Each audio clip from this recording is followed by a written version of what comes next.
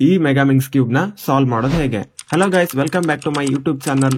ಈ ವಿಡಿಯೋ ನೋಡಿ ಟ್ರೈ ಮಾಡಿದ್ರೆ ಖಂಡಿತ ನೀವು ಈ ಮೆಗಾಮಿಂಗ್ಸ್ ಕ್ಯೂಬ್ ನ ಸಾಲ್ವ್ ಮಾಡಬಹುದು. ಈ ಕ್ಯೂಬ್ ಈ ತರ ಶೇಪ್ ಇದೆ, ಆದ್ರೆ ಇದು ಸೇಮ್ 3x3 ಕ್ಯೂಬ್ ತರನೇ ಸಾಲ್ವ್ ಮಾಡಬಹುದು. ಈ 3x3 ಕ್ಯೂಬ್ ಅಲ್ಲಿ ಏನ್ ಫಾರ್ಮುಲಾ ಯೂಸ್ ಮಾಡ್ತೀರಾ ಅದೇ ಫಾರ್ಮುಲಾನ ಇಲ್ಲಿ ಯೂಸ್ ಮಾಡೋದು, ಬೇರೆ ಏನಿಲ್ಲ. ಸ್ಟಾರ್ಟಿಂಗ್ ನಿಮ್ಗೆ ಯಾವುದೇ ಫಾರ್ಮುಲಾದ ಅಗತ್ಯ ಇರೋದಿಲ್ಲ. ಲಾಸ್ಟ್ ಲೇಯರ್ ಅಲ್ಲಿ ಮಾತ್ರ ಈ ಫಾರ್ಮುಲಾನ ಯೂಸ್ ಮಾಡ್ತೀವಿ, ಮತ್ತೆ ಎಲ್ಲೂ ಯಾವ ಫಾರ್ಮುಲಾನು ಯೂಸೇ ಮಾಡಲ್ಲ. ನಿಮ್ಗೆ ಆಲ್ರೆಡಿ ಈ 3x3 ಕ್ಯೂಬ್ ಸಾಲ್ವ್ ಮಾಡೋಕ್ಕೆ ಬರುತ್ತೆ ಅಂದ್ರೆ ನೀವು ಇದನ್ನ ಆರಾಮಾಗಿ ಏನೂ ಟೆನ್ಷನ್ ಇಲ್ಲದೆ ಸಿಂಪಲ್ ಆಗಿ ಇದನ್ನ ಸಾಲ್ವ್ ಮಾಡ್ಬೋದು. ಅಯ್ಯೋ ಇದರಲ್ಲಿ ಇಷ್ಟೊಂದು ಫೇಸ್ ಇದೆ, ಇದು ಕಷ್ಟ ಇದೆಯೇನೋ ಅನ್ಕೊಂಡಿದ್ರೆ ನೋ, ಆತರ ಏನು ಇಲ್ಲ. ಇದನ್ನ ಈಸಿಯಾಗಿ ಸಾಲ್ವ್ ಮಾಡ್ಬೋದು. ಸೇಮ್ ಈ 3x3 ಕ್ಯೂಬ್ ತರನೇ ಇದನ್ನ ಸಾಲ್ವ್ ಮಾಡ್ಬೋದು. ಇದರಲ್ಲಿ ಯಾವುದೇ ರಾಕೆಟ್ ಸೈನ್ಸ್ ಇಲ್ಲ. ಫೇಸ್ ಮಾತ್ರ ಜಾಸ್ತಿ ಇದೆ ಅನ್ನೋದು ಬಿಟ್ರೆ ಇದರಲ್ಲಿ ಮತ್ತೆ ಬೇರೆ ಮ್ಯಾಟ್ರೇ ಇಲ್ಲ.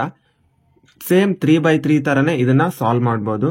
ಇನ್ನೊಂದು ವಿಷಯ ಏನಪ್ಪಾ ಅಂದ್ರೆ ನಮ್ಮ ಹತ್ರ ಈ ಕ್ಯೂಬೇ ಇಲ್ಲ, ಮತ್ತೆ ಇದನ್ನ ಹೇಗ್ ಕಲಿಯೋದು ಅಂತ ಥಿಂಕ್ ಮಾಡ್ತಿರ್ಬೋದು. ಸಿಂಪಲ್, ಪ್ಲೇ ಸ್ಟೋರ್ಗೆ ಹೋಗಿ ವಿಸ್ಟಾಲಜಿ ಅಂತ ಸರ್ಚ್ ಮಾಡಿ, ಅವಾಗ ಒಂದು ಆ್ಯಪ್ ಬರುತ್ತೆ, ಅಂದ್ರೆ ಈ ಕ್ಯೂಬ್ ನ ಆ್ಯಪ್ ಬರುತ್ತೆ. ಅದರಲ್ಲಿ ಬೇರೆ ಬೇರೆ ತರದ ಕ್ಯೂಬ್ ಇದೆ, ಅದರಲ್ಲಿ ಈ ಮೆಗಾಮಿಂಗ್ಸ್ ಕೂಡ ಇದೆ. ಅದರಲ್ಲಿ ಇದನ್ನ ಶಫಲ್ ಮಾಡಿ ಯೂಟ್ಯೂಬ್ ನೋಡಿ ಟ್ರೈ ಮಾಡ್ಬೋದು. ನಾನು ಈ ಕ್ಯೂಬ್ ನ ಪರ್ಚೇಸ್ ಮಾಡಿದ್ದು ಇವಾಗ ರೀಸೆಂಟ್ ಆಗಿ, ಆದ್ರೆ ಈ ಕ್ಯೂಬ್ ನ ಸಾಲ್ವ್ ಮಾಡೋಕೆ 1 ವರ್ಷದ ಹಿಂದೆನೆ ಕಲ್ತಿದ್ದೆ.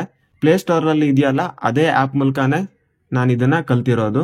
ಮೆಗಾಮಿಂಗ್ಸ್ ಕಲಿಯೋಕೆ ಇದು ಒಂದು ಬೆಸ್ಟ್ ಆ್ಯಪ್. ಇಲ್ಲಾಂದ್ರೆ ನಾವು ಹೊಸ ಕ್ಯೂಬ್ ತಗೊಳ್ತೀನಿ ಅಂದ್ರೂ ತಗೊಳ್ಬಹುದು for your best experience. Next ಇವಾಗ ಟಾಪಿಕ್ ಗೆ ಬರೋಣ. ಈ ಕ್ಯೂಬ್ ಅಲ್ಲಿ 12 ಫೇಸ್ ಇದೆ. ಮತ್ತೆ ಒಂದು ವಿಷಯ ತಲೆಯಲ್ಲಿ ಯಾವಾಗ್ಲೂ ಇಟ್ಕೊಳ್ಳಿ, more face is not equal to more difficult. ಮೊದಲನೇ ಲೇಯರ್ ಸಾಲ್ವ್ ಮಾಡ್ಕೊಳ್ಳೋವಾಗ ಈ ತರ ಕ್ರಾಸ್ ಅಥವಾ ಈ ತರ ಸ್ಟಾರ್ ಅನ್ನ ಮಾಡ್ಕೊಳ್ತೀವಿ.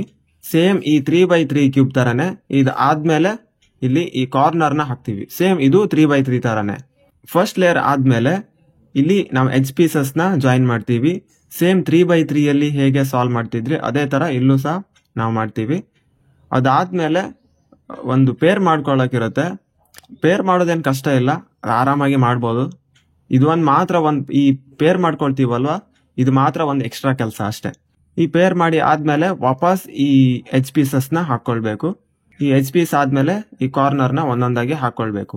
ಆಮೇಲೆ ಲಾಸ್ಟ್ ಲೇಯರ್ಗೆ ಬರ್ತೀವಿ. ಲಾಸ್ಟ್ ಲೇಯರ್ ಅಲ್ಲಿ ಸೇಮ್ 3x3 ತರನೇ ಕ್ರಾಸ್ ಅಥವಾ ಈ ಸ್ಟಾರ್ ಅನ್ನ ಮಾಡ್ಕೊಳ್ತೀವಿ. ಅದಾದ್ಮೇಲೆ ಈ ಸೈಡ್ ಅಲ್ಲಿ ಇದೆಯಲ್ಲ ಇದೆಲ್ಲದನ್ನು ಮ್ಯಾಚ್ ಮಾಡ್ಕೊಳ್ಬೇಕು.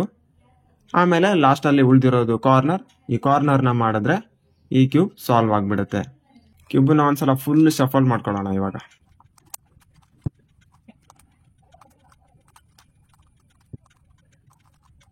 3x3 ಕ್ಯೂಬ್ ಸಾಲ್ವ್ ಮಾಡ್ಕೊಳ್ಳೋವಾಗ ಈ ಫಸ್ಟ್ ಲೇಯರ್ ಅಲ್ಲಿ ಈ ಕ್ರಾಸ್ ಅನ್ನ ಮಾಡ್ಕೊಳ್ತೀವಿ. ನಿಮ್ಗೆ ಆಲ್ರೆಡಿ ಗೊತ್ತು, ಸೇಮ್ ಅದನ್ನೇ ಇವಾಗ ಇಲ್ಲೂ ಮಾಡ್ತೀವಿ. ಇಲ್ಲಿ ಬ್ಲೂ ಮತ್ತೆ ವೈಟ್ ಇದೆ, ಇದನ್ನ ಡೈರೆಕ್ಟ್ ಆಗಿ ಮೇಲ್ ಹಾಕೊಳ್ಳೋಣ. ಇವಾಗ ಈ ಬ್ಲೂನ ಬ್ಲೂಗೆ ಮ್ಯಾಚ್ ಮಾಡ್ಕೊಳ್ತೀನಿ.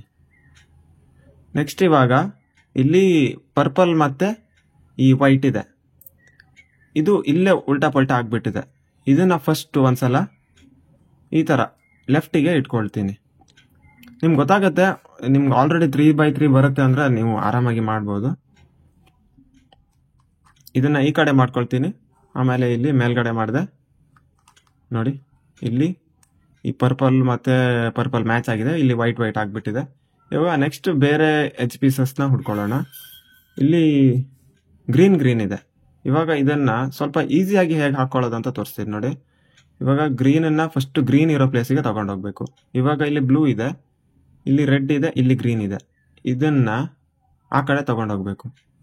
ಆ ಕಡೆ ತಗೊಂಡೋಗ್ಬೇಕು ಅಂದ್ರೆ 3x3 ತರ ಡೈರೆಕ್ಟ್ ಆಗಿ ಈ ತರ ರೊಟೇಟ್ ಆಗಲ್ಲ ನೋಡಿ.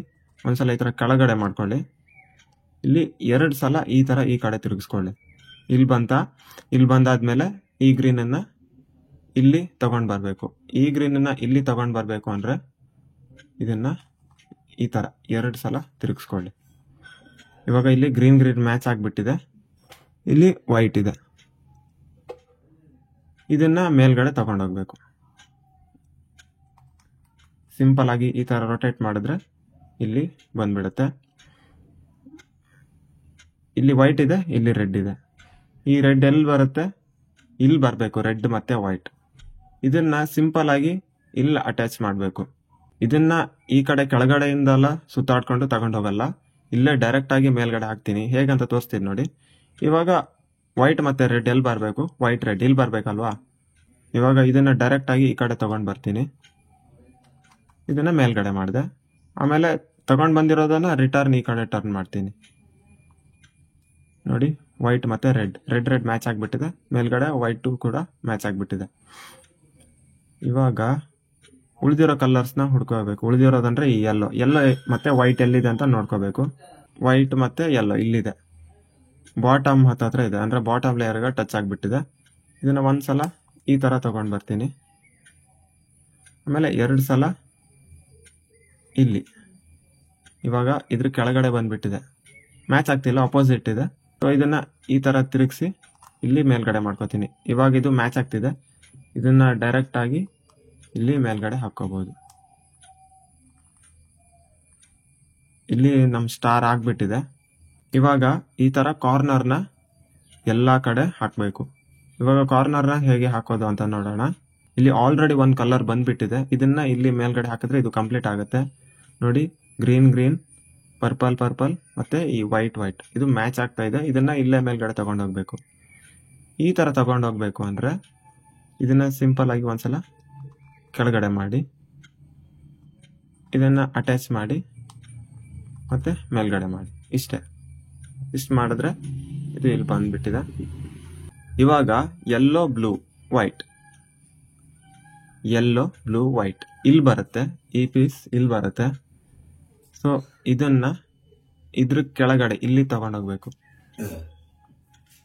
ಈ ಕಡೆ ತಗೊಂಡ್ ಬಂದೆ.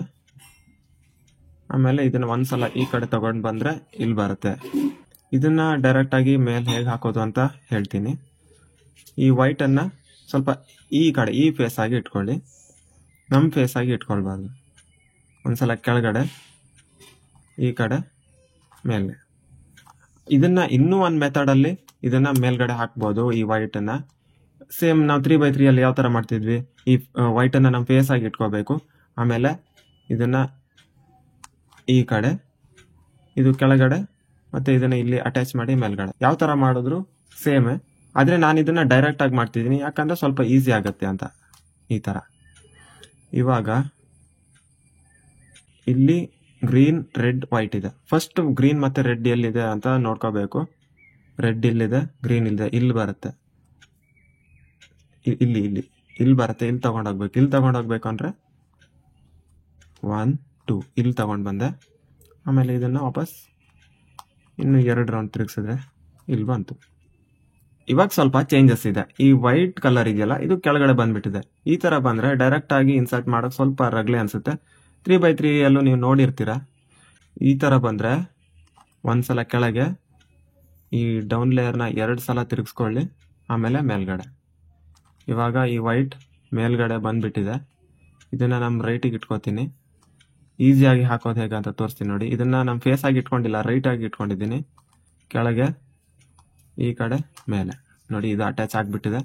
ಇವಾಗ ಲಾಸ್ಟ್ 1 ಕಾರ್ನರ್ ಉಳ್ಕೊಂಡ್ಬಿಟ್ಟಿದೆ. ಎಲ್ಲಿದೆ ಅಂತ ನೋಡ್ಕೊಳ್ಳೋಣ. ಇಲ್ಲಿದೆ. ಇದನ್ನ ಒಂದ್ಸಲ ಇಲ್ಲಿ ತಗೊಂಡು ಬಂದೆ.